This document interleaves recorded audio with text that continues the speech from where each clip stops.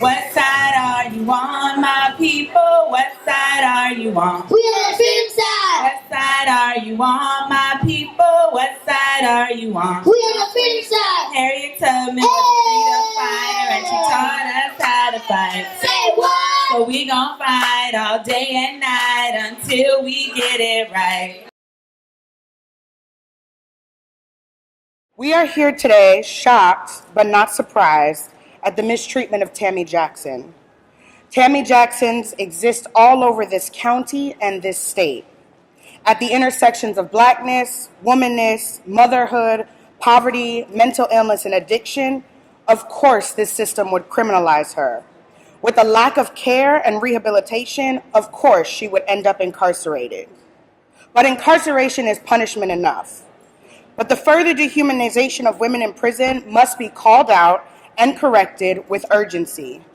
No one should give birth alone, screaming in pain while trained staff ignores.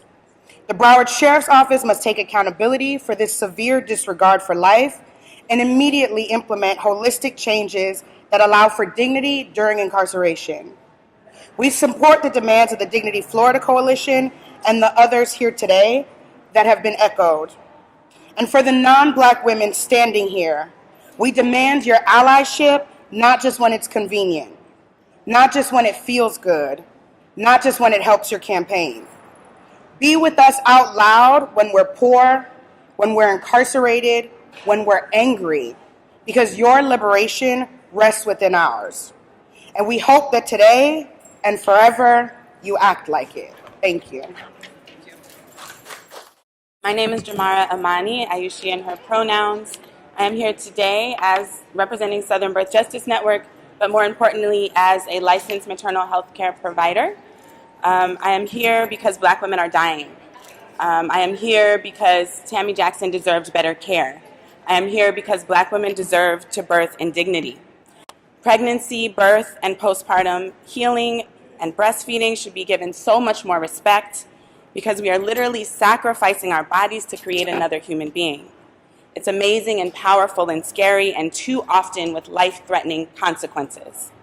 Our society is so dismissive of pregnant people and our concerns. This lack of concern is silencing and shaming. It's a form of control and hatred of women. We know that when Black women have access to holistic care, that outcomes improve. We know that babies have better birth weights, that there are less complications related to hypertension, preeclampsia, when a doula and a midwife is involved in the care. So prisons and jails should be working with communities to build partnerships with organizations that train and staff midwives and doulas. All prisons with birthing people should have a community accountability board and have a budget and have the power in the hands of the people that are receiving the services to change the internal policies and practices. And we should be focusing on restorative, healing-centered, and transformative care for incarcerated pregnant people. We need to recognize that birth and pregnancy and health issues are connected mentally and spiritually, and that people deserve to be cared for as whole people. And that's what we're uplifting today. Thank you. I want to read a quote by one of my favorite authors, Bell Hooks. The moment we choose to love, we begin to move against domination, against oppression. The moment we choose to love, we begin to move towards freedom, to act in the ways that liberate ourselves and each other. Oppression is the current state of mental health care. Liberation is healing justice. It is well documented that Black people, especially Black women, are overrepresented in medical institutions that require psychiatric help. The mental health field rather look at marginalized people in ways that inherently are inferior and unstable, rather than see us as people who are suffering under social oppression, as having negative impacts on our mental well-being. With the amount of oppression that Black people face, I am not surprised that we are not all losing our collective minds, but instead we are practicing resiliency. Oppression traumatizes our people. It stripes us of our dignity and humanity. There is a direct connection between oppression and addiction. Successful transformation of Tammy Jackson and all Black women require us treating injustice.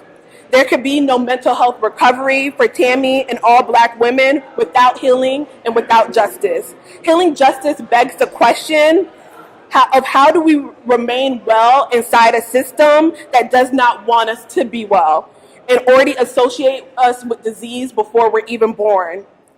Before I could finish Googling Liberia, which is where Tammy grew up, the word ghetto already populated into my Google search. But Liberia means land of the free. Liberia, though, is not free today. It is over-policed and underprotected. Liberia is a prime example of a once thriving Black town with a lot of community power, a thriving business district, and wealth was destroyed and undermined through the underfunding, under-resourcing, and underinvestment of by the local government. The South Florida Healing Justice Project grounds itself with the understanding of history of the oppression in Liberia has directly led to transgenerational trauma. The local government of Hollywood intentionally dismantled this thriving Black economy and moved towards the ground of the medical industrial complex and mass incarceration. Who put drugs in the Liberia community and across our Black communities in this country? The government. Let's just be honest by saying the criminal justice system and society fails Black people every single day, especially Black women like Tammy Jackson. According to data from the Sentencing Project, between 1980 and 2014, the number of incarcerated women increased by more than 700%. These are disproportionately Black women. Today, I'm making a call to action for us to divest in oppression and invest in liberation, divest in the current medical industrial complex and invest in healing justice, divest in mass incarceration and invest in restorative justice, divest in capitalism and invest in local Black businesses and cooperative economics. We have to demand our local governments divest in these things that harm us and invest in things that heal us. Today, I want folks to dig into their pockets and invest what you will spend at Starbucks, fast food, or whatever is your vice, and invest it in making a local donation to a Black-led grassroots organization. There's a lot more to say on this, but that's my time. Thank you. What side are you on, my people? What side are you on? We on the freedom side. Harriet Tubman was a freedom fighter, and she taught us how to fight. Say what? So we gon' fight all day and night until we get it right.